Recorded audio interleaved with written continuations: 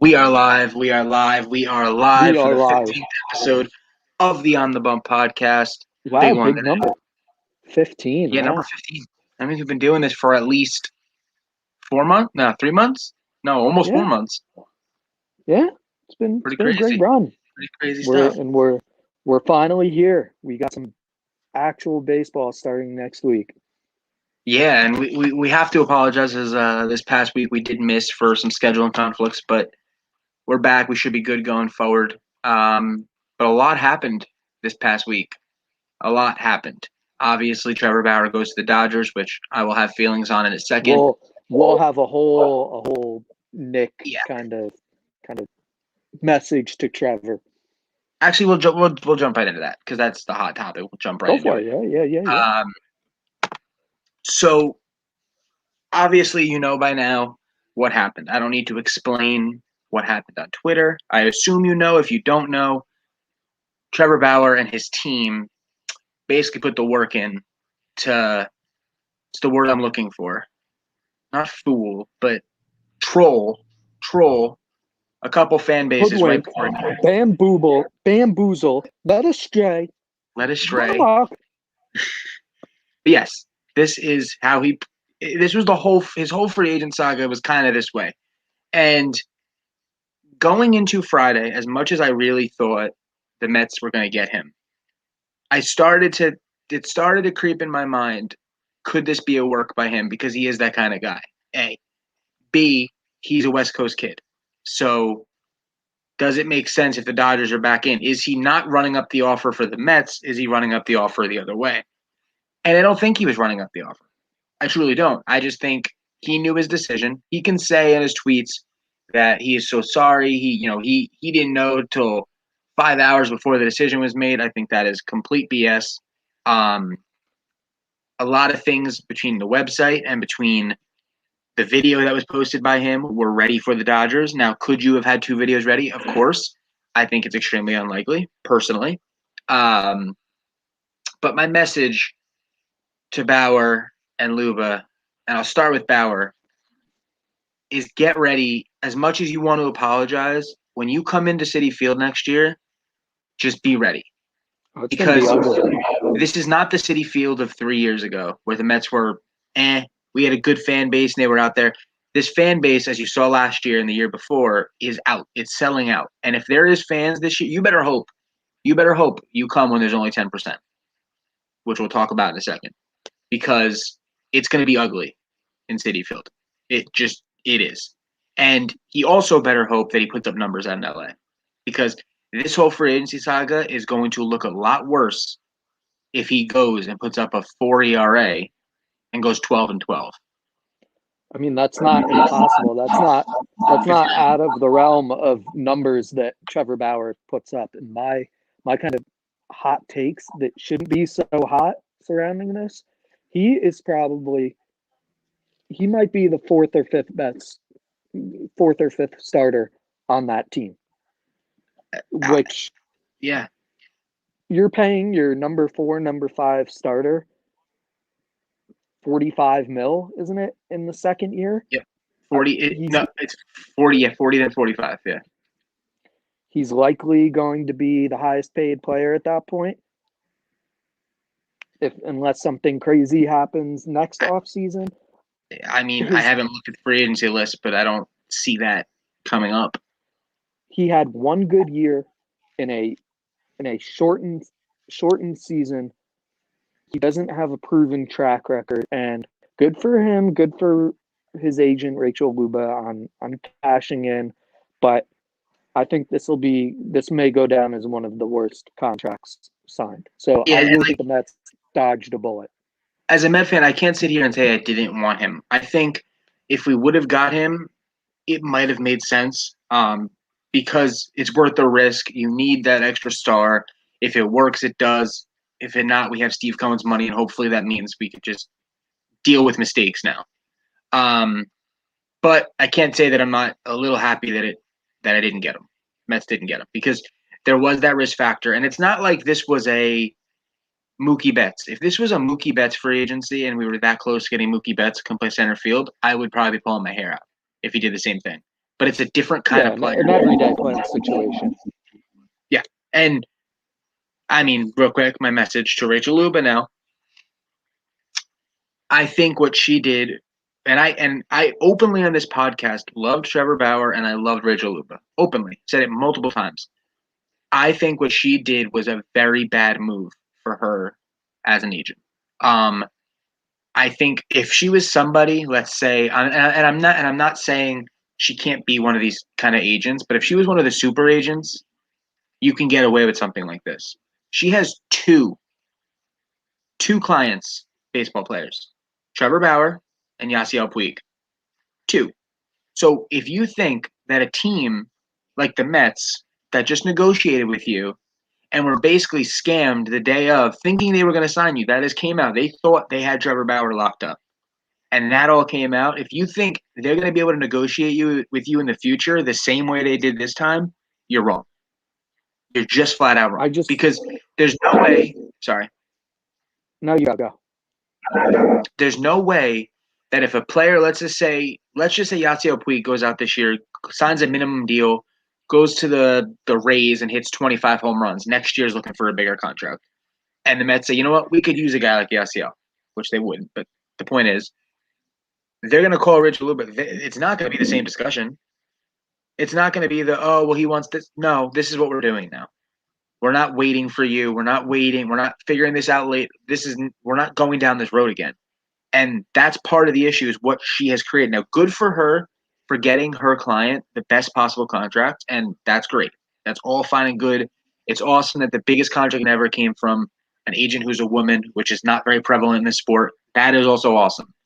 But you can't sit there and say, as good as it is in the present, how bad it could be in the future for her. That's my message. It's going to be an interesting balance because obviously the players are gonna love that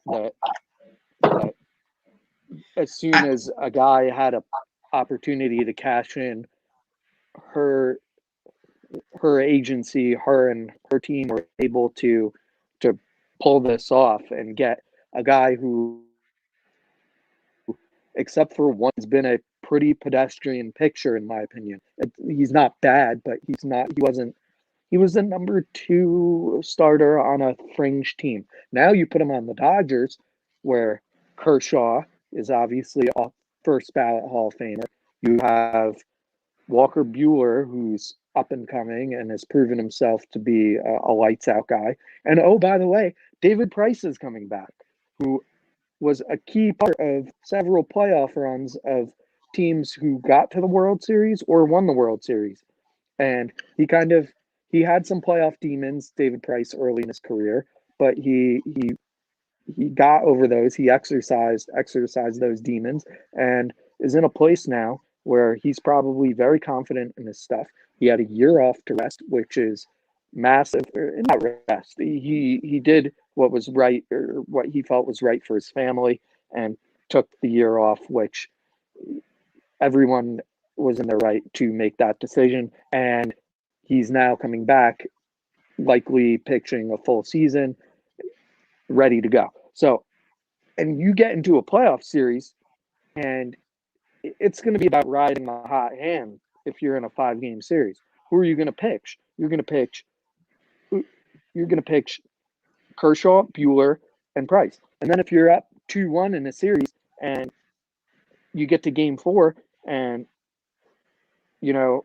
Walker Buehler and Kershaw have both been dealing, you go to Kershaw game 4 and then Walker Buehler game 5. Where does Trevor Bauer fit into this? I don't know. There's 2 pieces to that I have. And the first piece is we're not even considering the fact that Dustin May and Julio Urias are there. Urias. Yeah. I mean, Urias, sure. Those are 2 guys with huge upside. He showed last year he can pitch in the bullpen, which is a useful tool. But I think also the point we may see, and this will take place next year, possibly. I don't want to pride on it. I think the Dodgers and Kershaw could head for a divorce after this year, if Bauer pitches anywhere close, because Kershaw's going to be a free agent after this year. His contract's up. So they've always speculated for years now that he would love to go back to Texas, where he's from, and I could see that with one of those Texas teams, and I could see the Dodgers kind of giving themselves somebody there for the future. But I don't know if Bauer's that guy. If you're looking for someone to replace Kershaw, I can almost assuredly tell you Trevor Bauer is not a Kershaw replacement. Almost assuredly tell you that. Yeah, no. This reminds me of the situation in Houston with Garrett Cole, where they signed Zach Greinke to a big money contract, and then, oh, wait, they didn't really have money. Not that the Dodgers have a money issue, but if they decide they don't want to pay all these pitchers, does Kershaw leave? I don't know. You bring up a good point. Yeah, And would the Astros rather have Greinke, or would they rather have Cole. Have Garrett Cole? I mean, Unless I think the choice is pretty clear.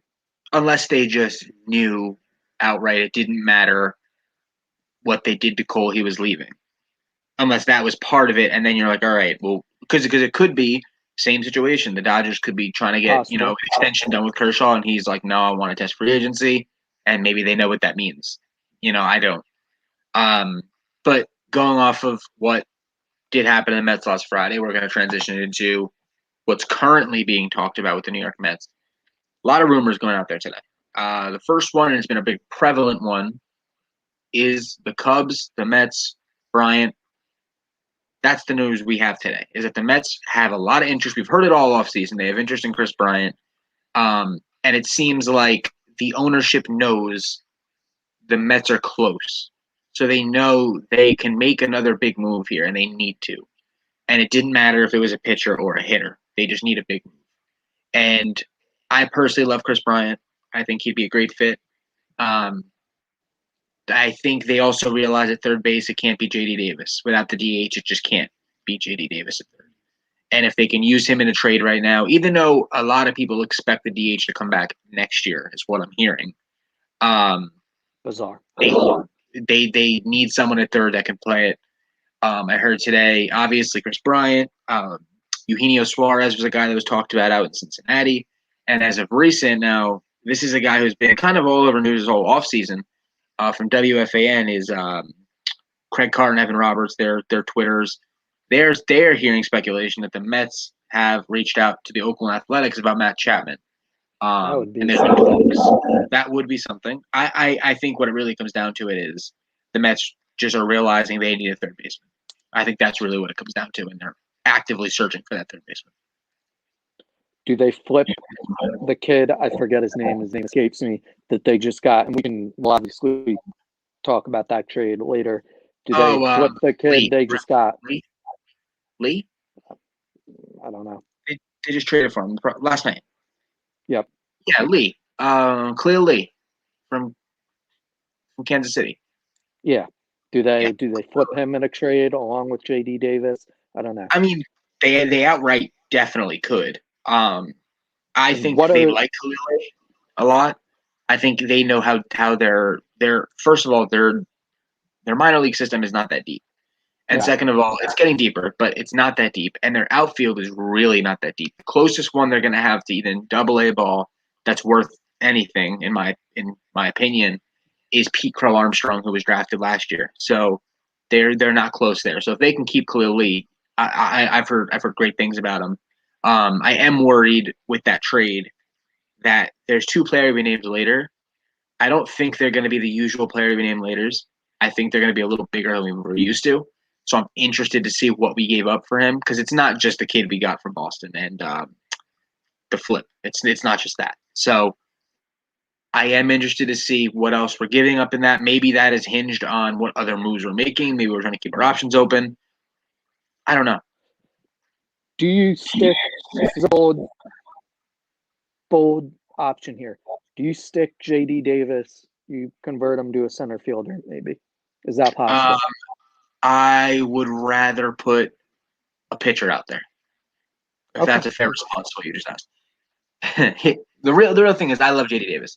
He can play a little left field, decent enough. He can hold his own, but I don't think he's athletic enough to play center. He's just not a good defensive player. He really is born to be a DH and play in the field every now and then. He can handle his own, but he's not a starting defensive player. He doesn't fit of a typical DH. He's more of like he's a high average guy generally. He has some streakiness in him. He did well for my fantasy team last year. So yeah, he's. I don't know. I like his bat. I'll miss his bat, but if we can flip him in any sort of way or keep him on the bench, but if it ends up being that whatever the result is, we can get Chris Bryant, Suarez, or Chapman, I will be all in on that because you're looking at your right side of the infield being Chapman or Chris Bryant and Lindor for the next 5 years. So, what are the Cubs? What are the Cubs doing here? I'm still confused on what their exact plan is. Did they see the Cardinals acquire Arenado and are now like, oh wow, like they're really going for it, and like they brought the band back together too. Like they retained Yachty, kept Adam Wainwright. Like they're ready to go. I think the Cubs are in two different spots right now. I think they're probably sitting there and thinking to themselves, the Chris Bryant situation is going to really hinge on what they do for the next 5 years. It's really going to depend on which direction they go. And I think they're in a middle ground here. They feel if they can get Bryant at the deal they want, they're excited to have him back and keep it going. But I think, and they'll sign Baez or whoever they have to do after that. But I think if they can't get the extension done, they're just going to trade him. And then that's going to set the wheels in a different motion. Because then I would be hard-pressed to think that they would bring back Javier Baez at that point, personally. And it's similar, and we can get to that right now, the Nolan Arenado trade with Colorado, and how the fact now is, do the Rockies sign Trevor Story, who's going to be a free agent this coming year? Do they sign him to a long-term extension? Probably not. So does that mean they trade Gregory Bird?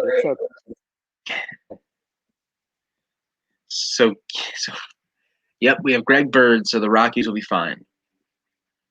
That's all that matters, Greg Bird. They'll be fine. Yep. I just think if you're a team that's shortstop needy right now, I think you should be calling the Rockies for Trevor Story and offering them whatever you want, and they'll most likely send you money back for him. So it'll be a deal. Like that trade for Arenado. Some infield reshuffling the Yankees could do where they trade. I don't know. What do you do? I don't want to get rid of anybody. Like, do you some pitching prospects and an infield prospect, and then you stick Trevor Story at short. Glaber goes back to second. You put DJ at first. Luke DHs, and then you have your outfield be maybe. I know the popular thing to say is to trade Clint away. Maybe you trade Clint, and then you have Hicks outfield as Hicks, Judge, Stanton. Then you have Luke DH, DJ at first, Glaber at second, Trevor Story at short, Gio at third. Or you trade Gio and then DJ flips to third. I don't know.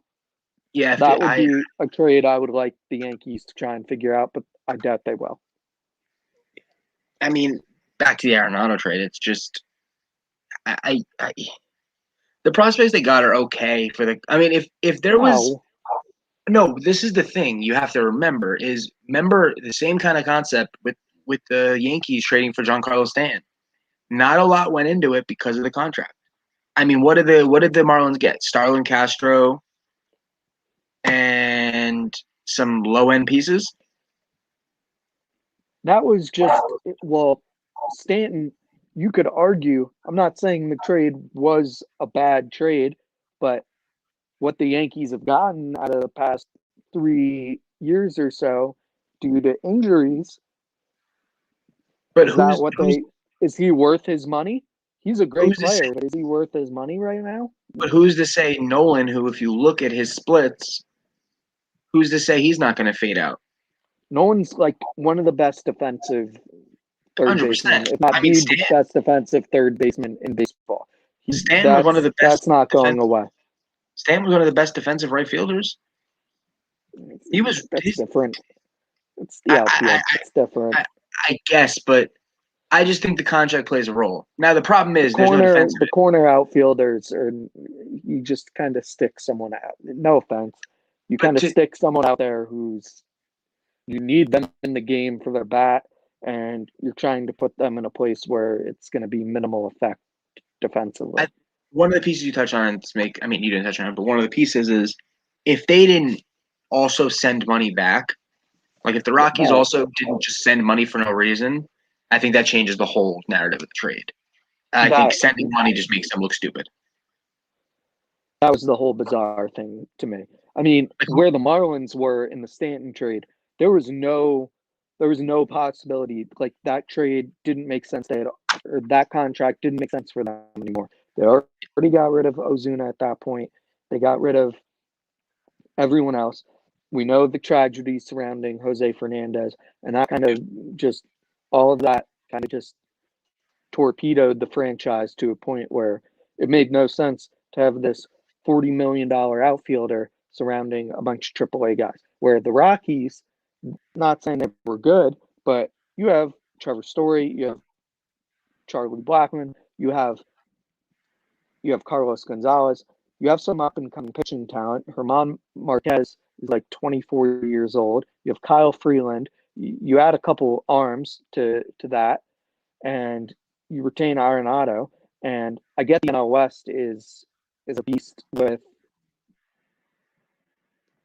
the Dodgers and the Padres, but you could have figured it out. You could have stuck yourself in there. I don't know. I just think they know they need a reshuffling there, and I mean, really, what it amounts to, the money they sent back, it's stupid, but it just amounts to them paying off this year. That really all it amounts to.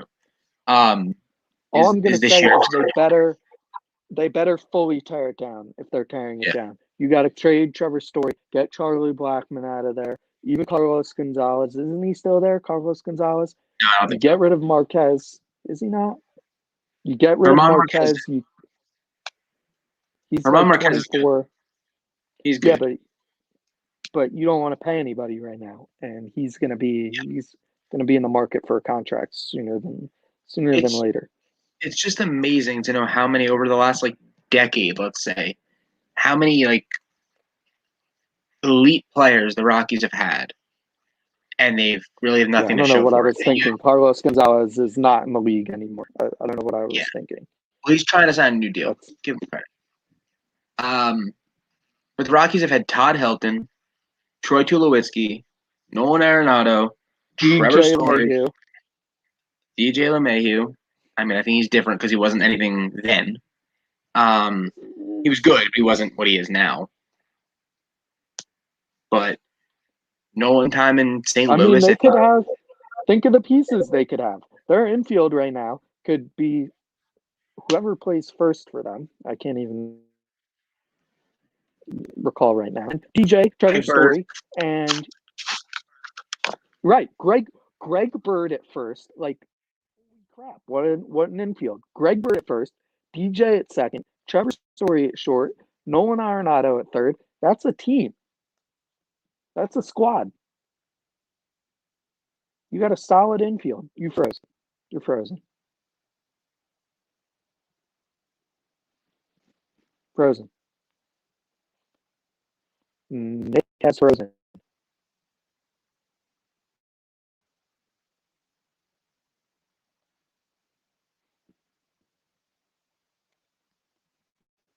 Nick is gone. It's one man show here. we're back. We're back. Okay. I was about to just go solo here. Sorry about that, It's guys. gonna be one man band. I thought it was Just Todd's gonna connection there. roll through the topics. Oh, I'm good to go here. So you did the one man show for a second there? For like a split second, I was ready to get into it, like do a whole like radio personality type deal. Well, Back after this. Next thing, New York Stadium news. Quick thing before we get into the biggest part of the show. The New York Stadium news is that we in New York at all stadiums can have 10% of fans, I believe, as of February 23rd. Could have that number wrong, but February 23rd 10% of the fans. Yeah, I think it's It's exciting. about 5,000 people at baseball games. I wonder what that's going to do for the areas surrounding the stadiums. Like can at Citi Field, are you only going to be able to get into the parking lot if you have a ticket, or Yeah, can you tailgate? I don't know. yeah. I don't know what that's going to entail, but it's a good sign for hopefully getting some normalcy back here in the spring. And Mhm. I'm sure ticket prices also, because it's going to be 10% of a Well, stadium when all those stadiums easily could sell out. Obviously, Yankee Stadium opening day regularly is going to cost you $100 at least for a seat. I can't imagine what it would cost now.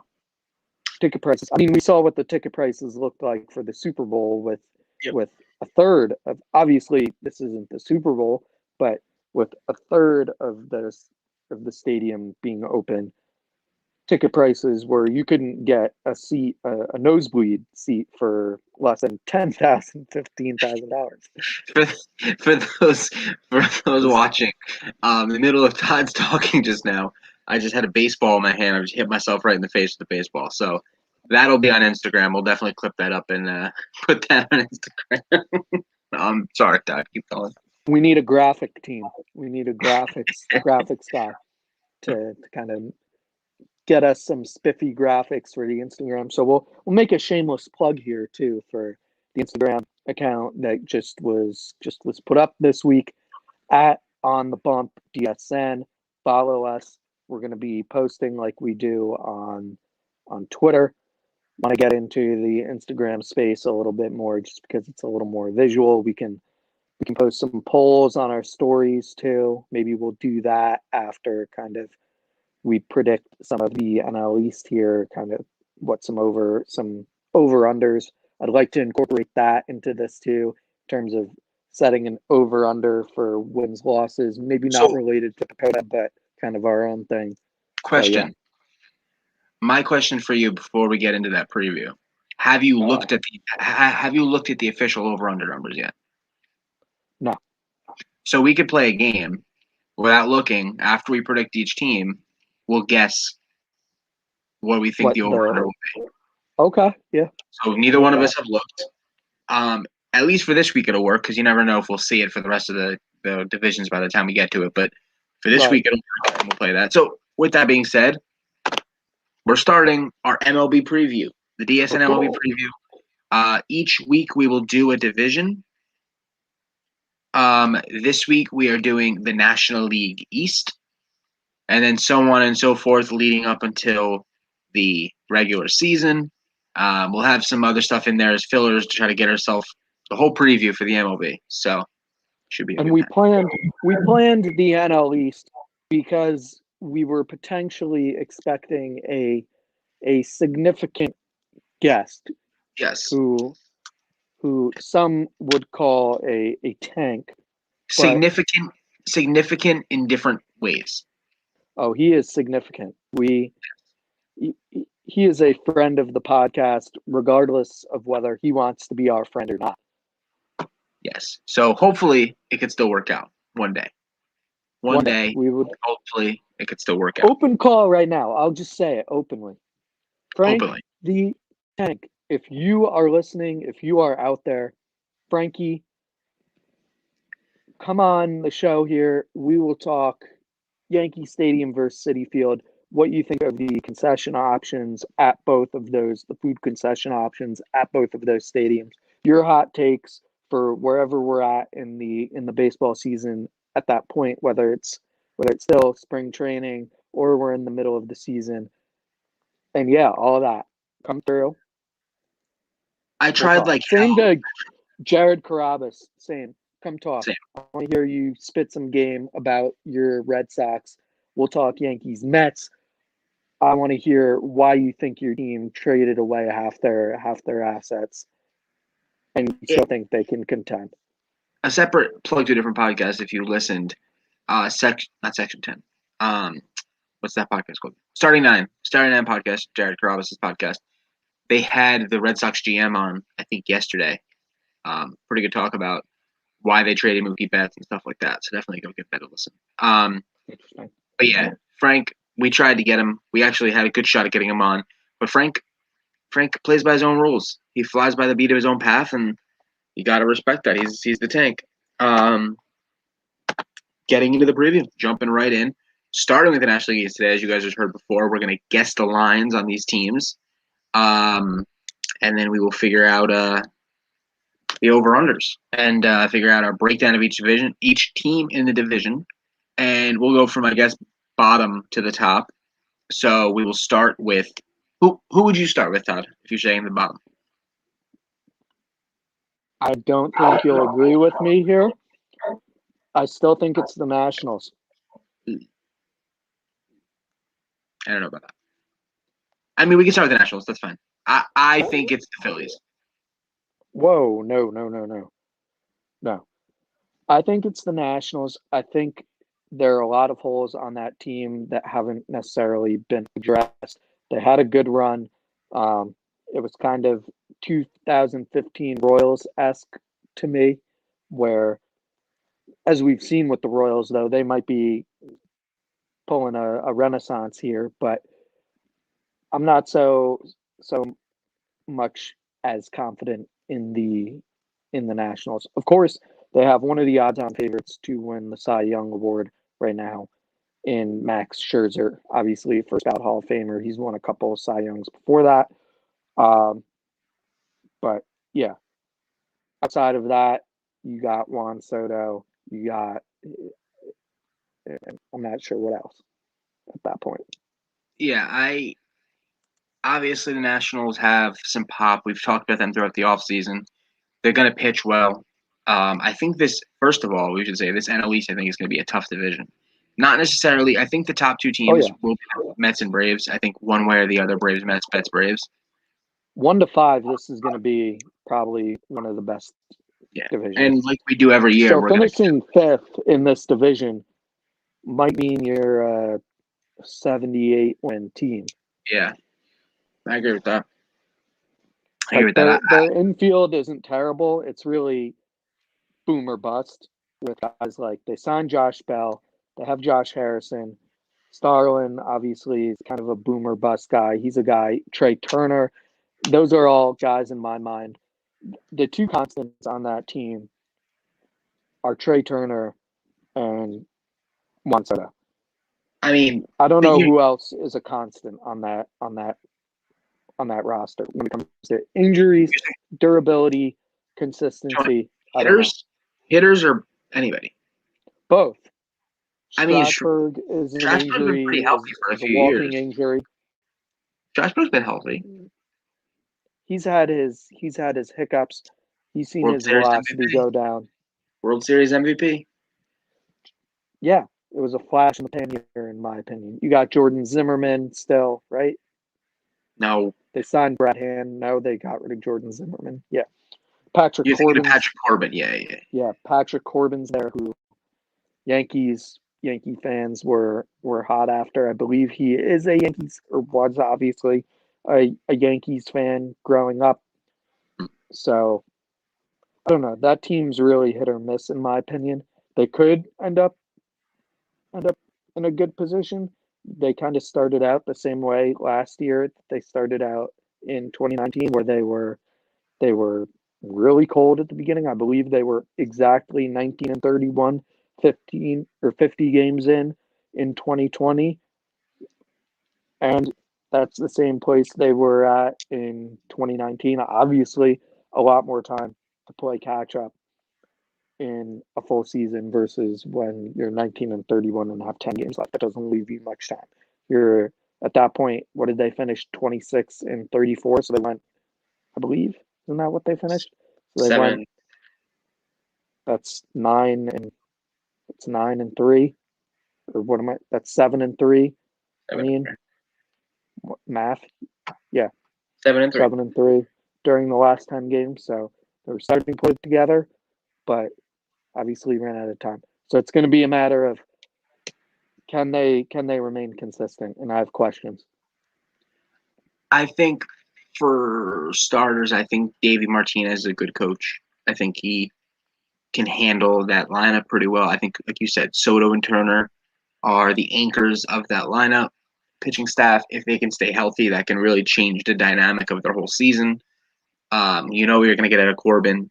They do bring in Brad Hand, who's a good anchor out of the pen, because they tried with Sean Doolittle, didn't work out. Doolittle ends up signing this past year with the Cincinnati Reds, I believe he signed with the other day. Yep. So Doolittle goes there. Brad Hand is Brad Hand. I think he'll be good for them.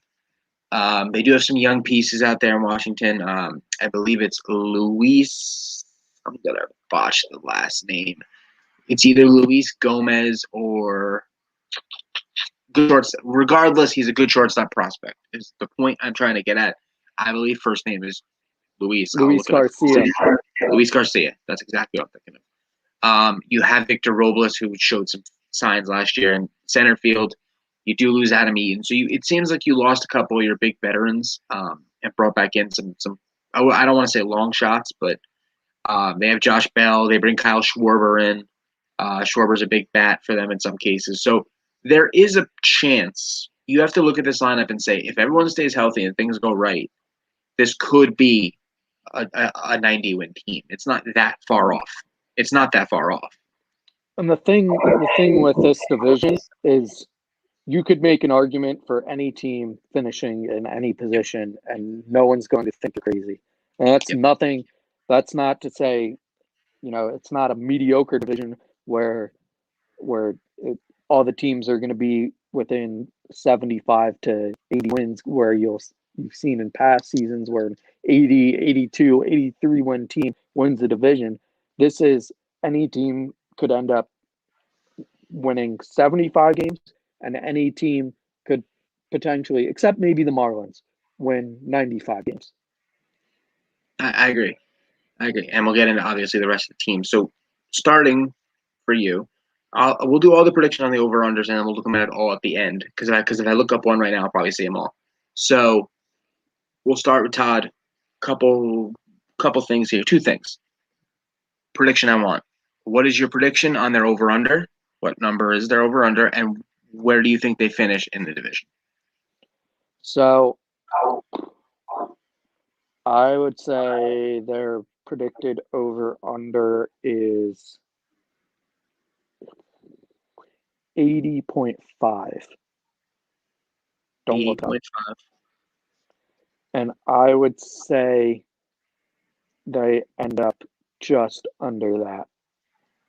I think they win like 77, 78 games. I just feel that it's a weirdly constructed team. If things click for this team, I may eat my words and this team might win 89, 90, 92 games. It's possible. I just think these guys are really boom or bust guys throughout the lineup. I think, and real quick, you're saying you think they'll finish last, correct? Yes, but I think it might be close between them and. It's hard. It's hard. It's all a toss-up. This division is the toughest division in baseball by far. It used to be the AL East. It's now the NL East. I'm going to lock you in at fifth, but just remember that was a tough decision. Okay. It was a tough decision. My prediction on the over-under, I don't know. I think 80.5 is a little low. I'm going to say 84 flat. 84 flat. I'm going to say 84 flat. Fair. No, I think they have half numbers. So we'll do half. 84.5. They like those half numbers. 84.5, and I would say that they would go under that. And I think they finish fourth. We'll get to I think we'll finish fifth in a second. Second team, and what do you think? Record. What do you think? Record. All right. 2 and 80.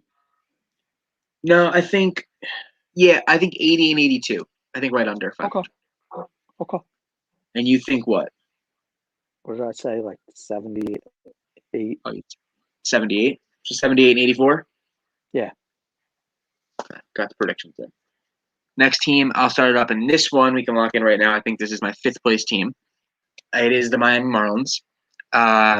As much as I think, again, we'll say it for every single team, there's boom and there's bust for every one of these teams. There's an opportunity for every team. No one's getting counted out. I just look at the Marlins, and I think they were a product of the shortened season last year. I don't. I think they're going to be talented and give some teams some hard games. I don't think they're quite there. I just don't. I think as good as they showed at times last year, and as good as their pitching staff, the young pitching staff looked, I think they're still a year or two away. And that wasn't necessarily them saying, we're here, we're arrived. That was them saying, we're coming. We're coming in a little bit. I think they have guys on their team that it's not necessarily boom or bust, kind of like the Nationals, where they have a bunch of veterans. The Nationals, when you look at their infield, those are veteran guys who could go cold for a variety of reasons. This is kind of a fun team that could be a pain in the ass to play. They have three guys at the top of that rotation in Sixto, Sanchez, Pedro, right? Pedro Alcantara, right? Isn't it? Or Sandy Alcantara. What am I saying? Sandy Alcantara, yeah. Sandy Alcantara. I'm thinking Pedro Martinez because he's Pedro Martinez like. Sandy Alcantara. And then they have also Eliezer Hernandez. Those are three guys in their rotation who any one of them or two of them or three of them could come into their own this year. Pablo Lopez too. Also, those are guys. Nick had Sixto in his fantasy team last year. He did very well for Nick.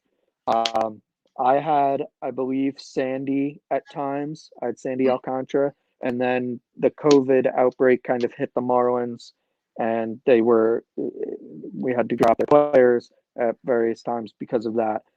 Their infield, and these are guys who are all low cost. Obviously, it's the Marlins. They have low payroll, but you also have to factor in the Derek Jeter aspect. I trust Derek Jeter as a guy who knows how to build a team that is looking towards the future, but also remaining competitive.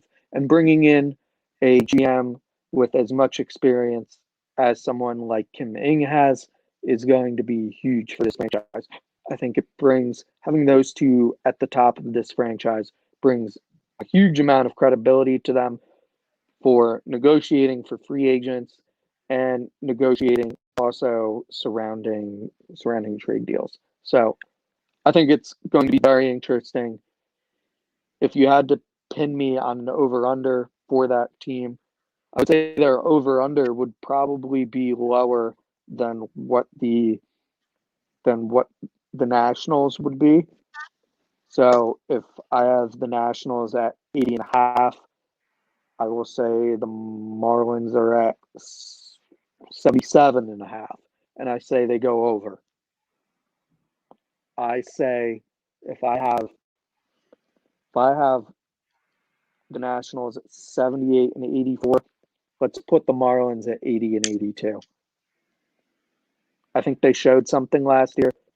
I think they'll be in a lot of games where they'll manage their pitching staff well enough to kind of keep games low scoring, kind of stretch out some of these games and use the acumen that a team like Derek Jeter and Kim Ng bring to the table. And you think they finish fourth? It's going to be very tight between the Marlins and the Nationals, but I will say fourth. There's part of me that looks at the Marlins and say, is there the same old Marlins factor when these guys get good? Probably not. But the thing that worries me is there was a move this year where they had a pitcher, Jordan Yamamoto, who was okay. He ends up going to the Mets in a trade because they DFA'd him, and the whole point being was he was about to get a boost in contract due to arbitration, up to I think it was 1.2 from like 500K, which is so insignificant. But part of me looks at that and goes, "Do the Marlins are they still the Marlins financially wise? Are they still the Marlins money wise?" So that would worry me more long term than this year. I just, like I said before, I don't think they're there yet. I think they're telling people to look out for us, but I don't think they mean it. If that makes any sense, I don't think their bark has bite just yet. Just yet. They have some decent arms. Maybe not decent in their pen. Anthony Bass has shown some things before. Richard Blyer. It's not. Ross Detweiler's been around a while. It Yeah, could happen for them. I just don't. I don't see it. And then you add an arm here or there. You call somebody up. They have a deep farm system, as we know. So who knows? I'm gonna say their number is, I'll say 76. Fair. 76, and I would take a slight under. They're like I'll say they finish fifth. I think they're like a 74 win team. I think Fair. 74 and 88. I think they may be okay throughout the season, then I think they slow down at the end. Because what I see None is of these teams are going to bottom out completely. There's not going to be a 65-1 team. No, but I see one of these teams being like the battering ram for the month of September, where you have the Mets, the Braves, potentially the Phillies and the Nationals, whoever else. And I think that month of September could just be, because it's all mostly divisional games in September. So I could see a team just getting beat up that whole month, and I think the Marlins could be that team. So I'll say 74 and 88, 76 is my over-under guess. The next team, Philadelphia Phillies. Phillies had an interesting offseason in the news for different reasons all over. Obviously, Bryce Harper. They do bring back JT Realmuto. They bring back Didi Gregorius, which was a nice signing for them to get their shortstop situation back under where they want it. Team-wise, you have Gene Segura. You have some pieces all over, and Rhys Hoskins, if he can figure it out again, got a ton of power. Pitching staff-wise, you have Aaron Nola. You have Zach Wheeler. Bullpen was terrible last year. So I think this team kind of falls under a similar category as the Nationals, where they have some pieces. Can they figure it out? If they figure it out, they're dangerous. If and when they don't figure it out, they're just a mediocre team. But I do think that having Nola and Wheeler is a great start to a rotation. They showed that last year. Wheeler was really good last year. I know, but pitching rotation stinky. Well, their numbers look worse because of the rest of that rotation. For a team that is supposedly trying to like outwardly go for it and contend, that's a stinky rotation. That's not a rotation that's going to win you a playoff series if you get there. That's a rotation that's a huge red flag liability. Zach Wheeler has been a so-so guy, and Aaron Nola had his moments. He could easily get himself to that next level, upper echelon of starting pitchers. But what do you have after that? And then you have him pitch 6 innings, 7 innings, and then what does the bullpen do? Archie Bradley hasn't had experience as a closer or fully being a closer for a team in a contending position. So I don't know. I don't see this team reminds me a little bit of like, and they have the manager alongside it, like the 2015 to 2017 Yankees, where they were like in this weird holding pattern. Like they had some pieces. You could see them making a run if they get hot at a certain time, like the 2017 Yankees did. But then there's other times where they could end up being an 83-win team that just doesn't make it to that next level. But if they're going for it, they need to add some pieces to that rotation. Yeah, I think you're absolutely right. I think they need pieces if they're going to get a big shot at it. To me, their number is going to be weird because of that same kind of Nationals factor where we don't really know. I'll say if I said the Nationals are 84.5, I think Vegas is gonna like Washington more than Philly. So I'm gonna say 83 for the Phillies. 83. 83 sounds good. So I'm gonna say 83 is the over under for them. I think they go just under. I'll say 81 and 81. I was going to say my over-under was going to be, I would say, 84 and a half. I have them going under. I think they end up at 83 and 79. They're slightly better than those other teams just based on having Bryce Harper, Reese Hoskins, Didi, and JT. That's a core that can carry you in some games, but it's not going to get you to a massive position in a playoff race without the pitching to go along with it. So you're saying 84.5 under 83.79. You're saying they finished third, obviously, because that's where we're at in the rotation here. Who do you have winning the division? Well, I guess we'll find out based on who we're talking about next, because you're doing it. Well, not necessarily. I was going to save the Mets for last regardless. But okay, all right, yeah, that's fair. We both probably have different answers. We might not actually. You're going to be surprised. And at the end, so you can expect it. At the end, we'll put together some sort of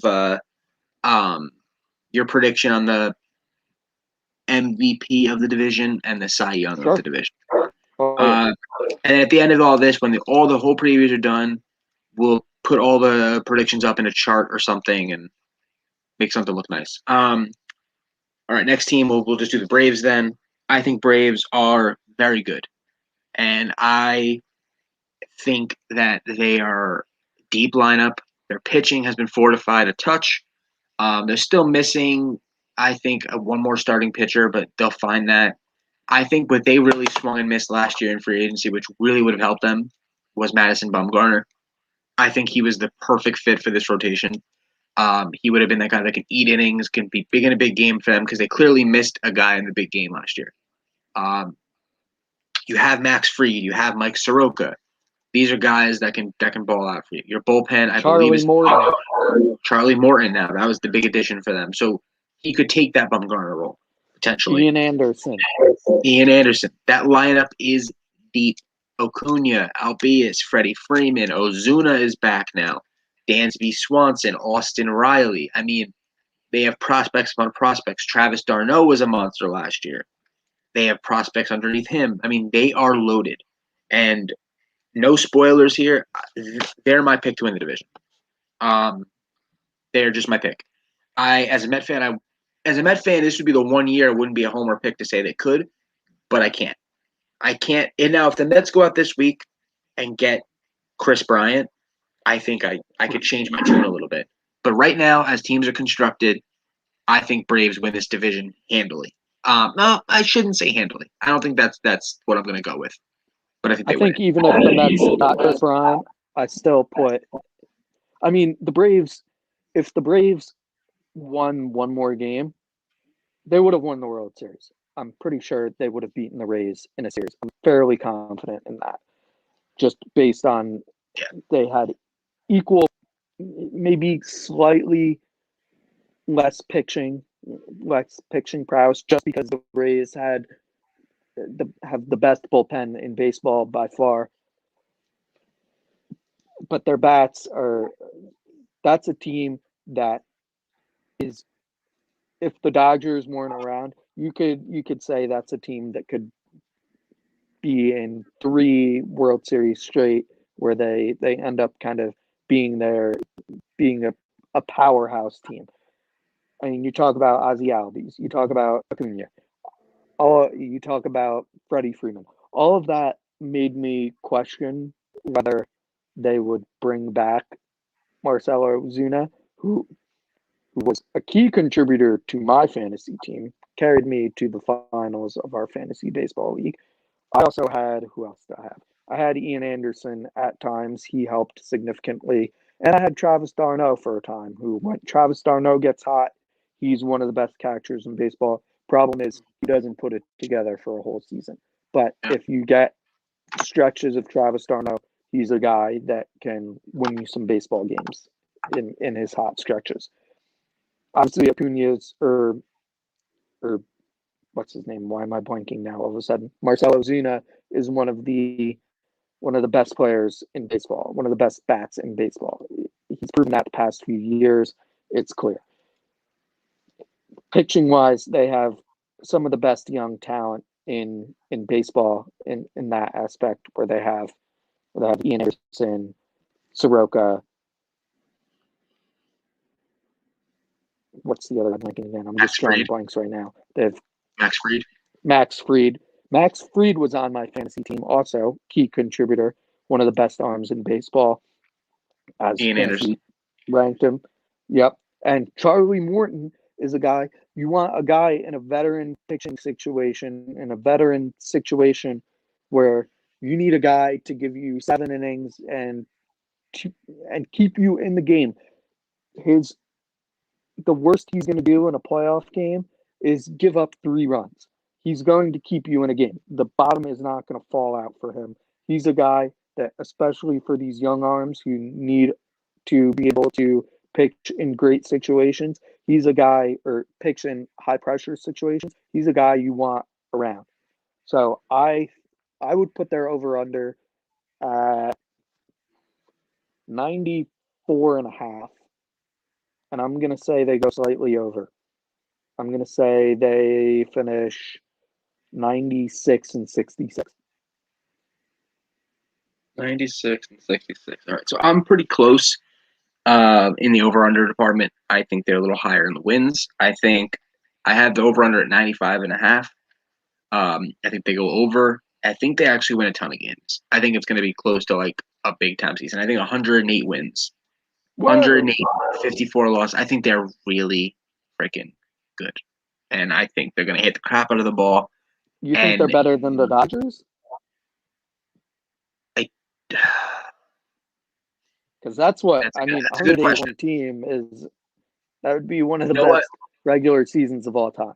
I'm going to slightly redact that. Okay.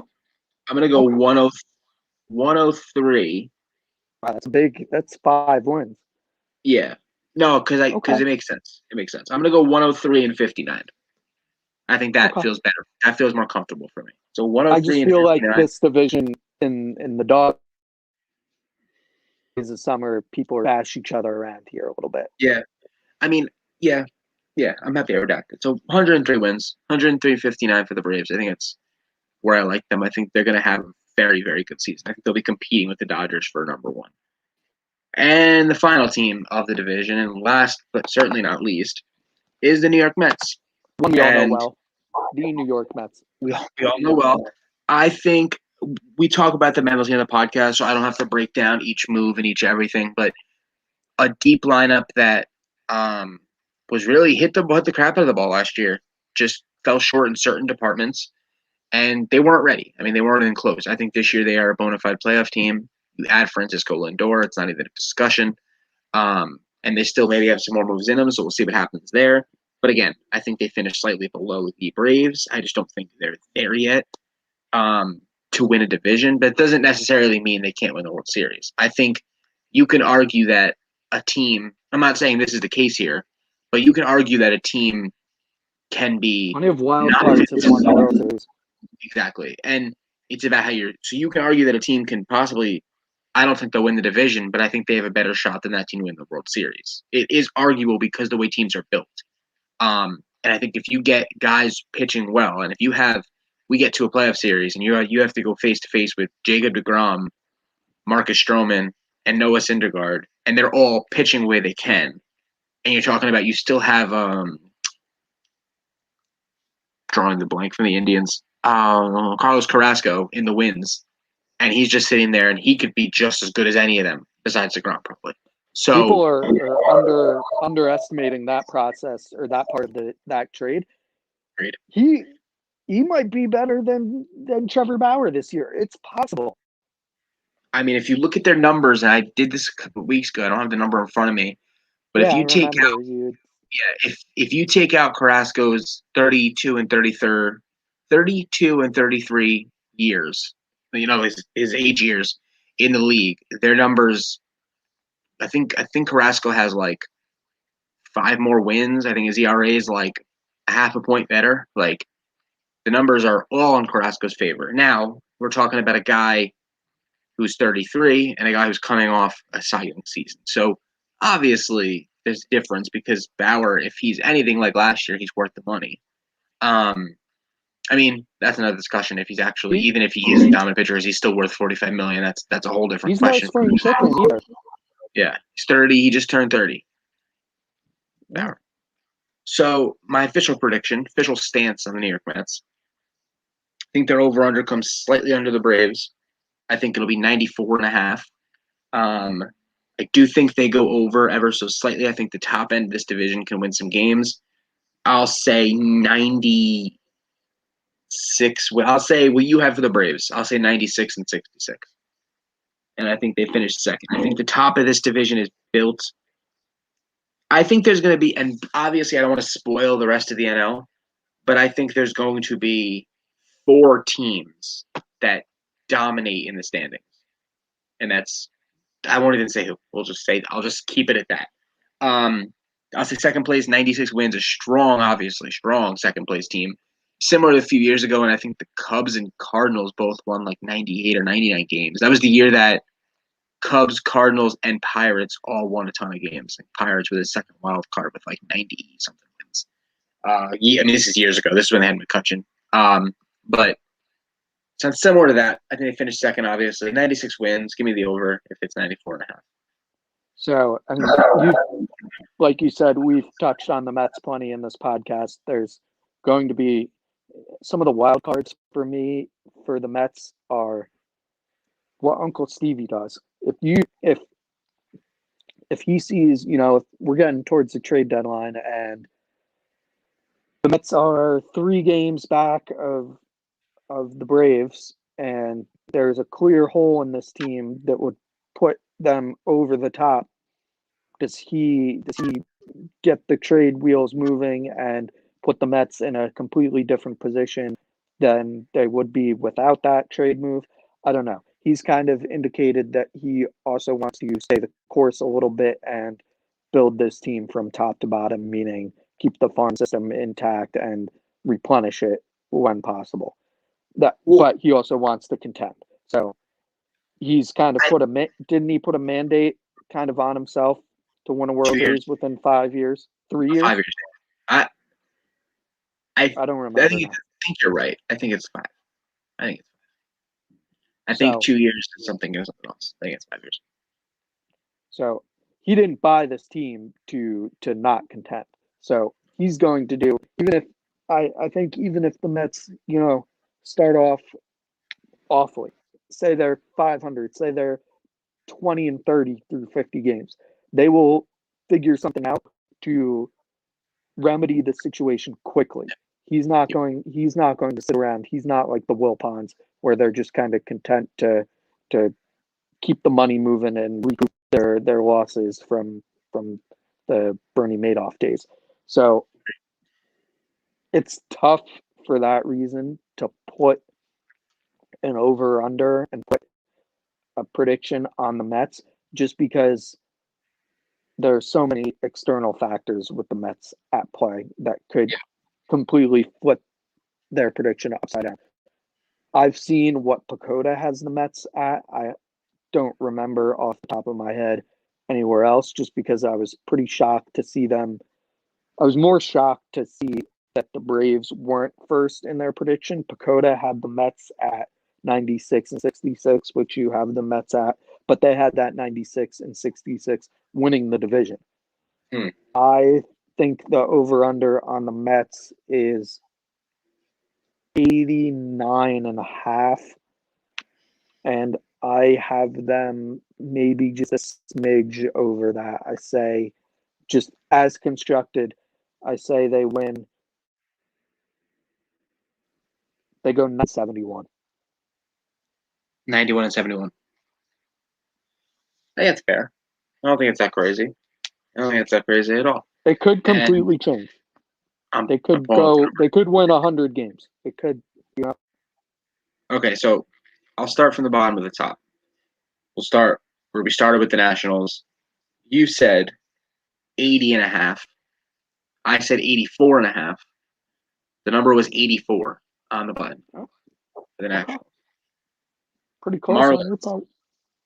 Mar- Marlins. Oh boy, Marlins. it's You gonna be a said low number. you said 77 and a half. I said 76. Oh The boy, number is 67 and a half. that's disrespectful. I want to put a And this bet on that. that is something. That's disrespectful. They will win at least 70 games. I think so too. I think that's disrespectful. I The do. bottom is like 70. I mean, they're one of the worst teams on here. That's Pirates come on. 6. We'll go. I shouldn't be saying. I Yeah, mean, we'll eventually see him, but doesn't matter. Um, Phillies. I hit it dead on. You said 84 and a half. I said 83. It is 83 on the button. So good feel both for that one. within range. I'm proud of myself. Um, next team is the. Say the Mets finished second, so we'll say Mets. The Mets. You said 89 and a half. I said 94 and a half. The number is 92 and a half for the So Mets. pretty much in the middle. Now, interesting part here. Braves. I said 95 and a half. You said 94 and a half. It's going to be The less. Braves, 91. They're under the Mets, which is very interesting. Very I interesting. I can't picture why that is unless it's just Vegas will do that where they, throw out a low number there and then everyone piles on to be over there and then something happens with the Braves and they end up winning 86 games and Vegas cashes in big. So going forward, we'll actually use the list and go over under the actual numbers because it's gonna be hard to avoid the numbers. And as it pertains to our predictions on the chart we're going to build, I'll go through it with Todd if he would like to change his over under based off of the actual number. I don't think it mattered that much to change it. So um yeah, like for example, like the biggest one was the Marlins difference, but he already has the Marlins going over, so that's even better for him. So It's just disrespectful. um real quick while we have it up, because we're gonna go through it anyway as the weeks go on, who do you think the highest is? Like out of all of Home baseball, away. Yeah. the Dodgers. Yeah. Dodgers. Dodgers are 100 and a half. I probably would pick the over. Not probably, I would. And then second is Yankees, who are 96. Probably would pick the over. And now, quick while we're here, Divisions. who do you think the lowest is? Pirates. 62 and a half. I'd go under. I think I would too. The Rockies are 63 and a half. They only have them. They have Rockies as the second worst team in baseball. I think that's Well, interesting. you're spoiling all of it now, but whatever. I mean, We but it's won't not. know. It's not like we're going to surprise anybody. It's No. public information. It's not my list. So real Division quick, while we're in awards. the NL East, before we get into NL East, yeah, who do you think is the MVP of the NL East? We'll do that first. I think it's pretty obvious. It's probably Acuna. I'll go. Yeah, I would love to sit here and be different than you, but I also think it is Ronald Acuna. I don't. I don't think it's anything breaking I think news. Ozuna will have a good year, but Acuna is going to break out. I think my also thought about the I think it could be a Soto Acuna finish. If Soto gets hot, I think he could be right in the thick of that. Yeah. But I'll say Ronald Acuna. Cy Young for you? Just said, I mean, there are two teams with a lot of pitching talent and other teams with each division each team here kind of has a top guy. I want to say, just because it's easy, I want to say DeGrom, obviously, but I just want to be different right now, so I think I'm gonna say, let's say Max Fried. Max Fried. Okay, good. I'm glad you were different because I had the same thought. I'm gonna say Jacob DeGrom just because what would I tell mean, me he would be. right. So I'll say DeGrom. But my next one I was thinking of was the Phillies and Nola. I think Nola can spin Yeah. it. I think he could be up there too. So and Max Fried's not a bad one either. So I have DeGrom and Acuna. You have Acuna and Fried. You're going heavy on the Braves as we both are. Jesus, as I fucking drop the phone again. Or the ball, excuse me. That is the NL East preview.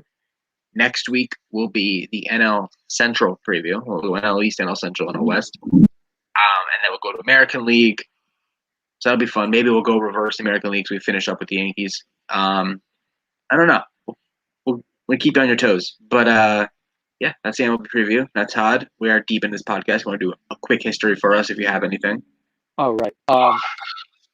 Real quick, all I can think of off the top of my head that I was perusing around earlier in the day, there's something on this day in like 1915. There was a rejection by, I forget what league. A team in Jersey City wanted to move to the Bronx in 1915, and the league said no. They didn't want a team in the Bronx. At the time, the team that was the Yankees was playing at the Polo Grounds, which is in Manhattan, but or was in Manhattan, but the proximity to the Bronx was pretty close. For whatever reason, baseball did not want a team in the Bronx, and who knows what would have happened with the Yankees had this team from Jersey City been allowed to go to the Bronx. It could have changed baseball forever. Who knows? That's what I got. It's the butterfly effect.